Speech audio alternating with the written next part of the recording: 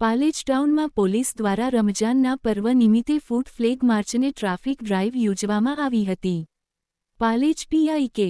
R. વ્યાસ તેમજ PI Sanjay Kumar Bajirao સહિત police staff સાથે રાત્રે ટાઉનમાં ફૂટ માર્ચ યોજવામાં આવી હતી. પાલેજ ટાઉનમાં રમજાન માસના નિમિત્તે યોજવામાં આવેલી ફૂટ ફ્લેગ માર્ચ પાલેજ બજાર સહિત નવીનગરી વિસ્તારોમાં ફર્યા હતા.